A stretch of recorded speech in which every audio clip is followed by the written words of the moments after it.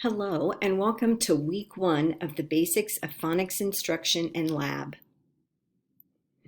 This week we're going to be talking about the role of phonemic awareness in phonics instruction in learning to read and write. There is a difference between phonics and phonemic awareness. And by the end of the week, hopefully, you will know that difference. Also, by the end of the week, you will be able to discuss the meaning of phonics and its role in learning to read and write. You'll be able to discuss the difference between phonics and phonemic awareness in teaching reading and writing. You'll be able to discuss the historical impact and influence of phonics instruction. And you will be participating in group discussions in order to construct new knowledge.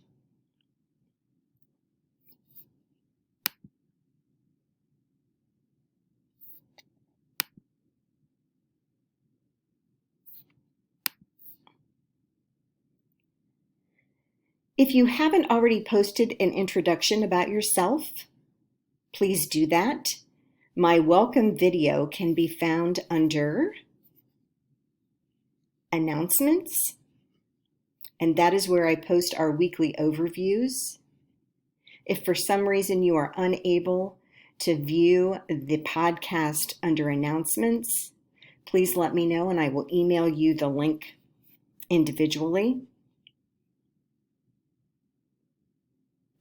Our resources for this week. Now, before we start reading anything, let me back up. I want you to take the phonics and word study inventory. Let me say first, there is no grade given for this. It doesn't calculate into your final grade at all. It's a formative assessment so that it will show what you already know about phonics and word study and what you don't. This is where your phonics study begins. So please take the phonics and word study inventory first.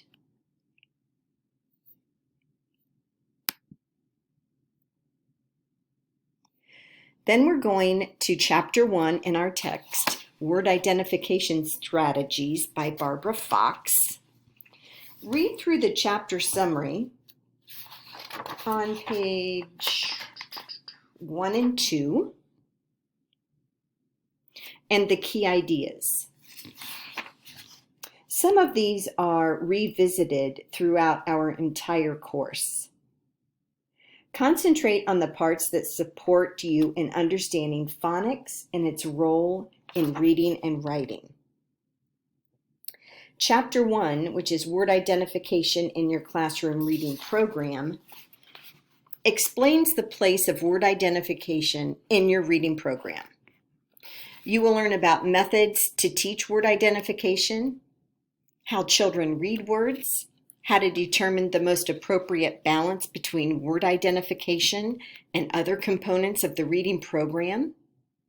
You'll come to understand metacognition and learn how to encourage readers to keep word identification meaning, focused by monitoring their own comprehension, correcting their own word identification mistakes, and cross-checking to make sure the words they identify fit the reading context.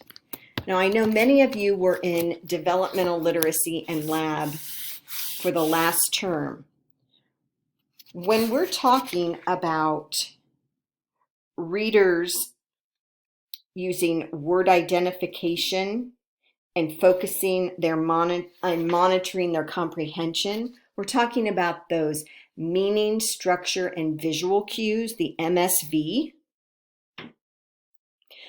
This week, you'll also be learning how children use a combination of language and letter and sound cues to read words, the stages of word learning, and why understanding these stages is important for teaching children to read and learn new words.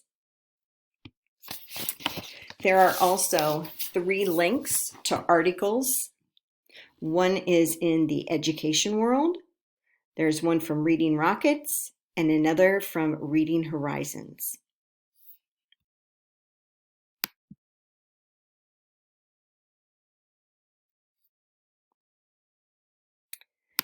Phonics Lab for this week. Hopefully you have already selected the student that you're going to be working with. That student needs to be in grade 1, 2, 3, 4, or 5. It is up to you how you structure this tutor session, if it's going to be in your home, if it's going to be Zoom, if it's going to be in the child's home. We're going to be giving assessments that you're going to study about to your tutor student. The first week, get acquainted with your student if you don't already know them. Talk about their reading and writing, their likes and dislikes. This is an excellent time to administer the Words Their Way spelling inventory, which can be found in the course resources on Moodle. Now just make sure that you tell your student that it is not an assessment of them. It's going to help you learn to be a better teacher. They're going to not be graded. It's just going to help you guide your instruction during your tutor sessions with the student.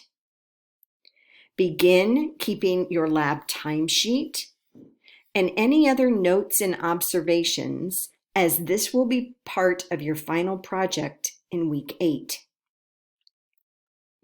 Remember, you have to have 10 hours of face-to-face tutoring and 10 hours of prep and research, because you will submit the timesheet electronically at the end. In week 2, in the lab forum area, you're going to give us some details about the student that you've selected, what you have already done with the student, and any questions you may have. You do not have to respond to a peer unless you choose to. And here are those guidelines again for selecting the student.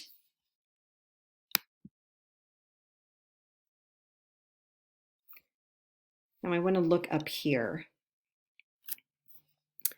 Under additional resources, you're going to find the spelling inventory directions, how to score it, and the analysis.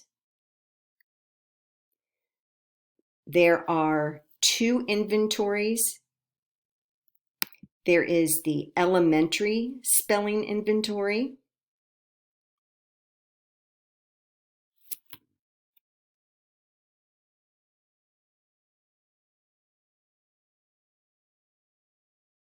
This is what you would want to use if you are assessing a first grader.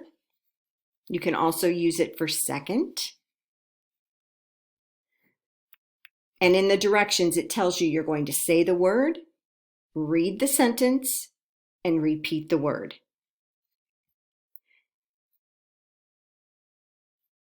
This is a classroom organization chart, which we are not going to use. But this feature guide we are going to be using. You will need to fill out the student's name, your name, the grade of the student, the date, the number of words that the student spelled correctly, the feature points, and the total of those. And then you're able to tell what spelling stage the student is in, whether it is late emergent, early letter name, middle letter name alphabetic, or late letter name alphabetic. Early within word pattern, middle within word pattern, or late within word pattern. early syllables and affixes, middle, or late. Derivational relations, early or middle. If a child correctly scores the B, just put a little check mark there. That indicates that yes, the child knew the initial B in the word bed. If the child got the D, check that. Then you're going to total these columns. So for the late, emergent, and early letter name, you're going to have a total of 7 features that you're looking for. Short vowels, 5 features you're looking for. Digraphs, 6. Blends, 7. And so on. This is going to help you select activities to use when you're tutoring your student. If you have questions, please don't hesitate to ask. This is such a valuable assessment. You will use it over and over and over again in your classroom.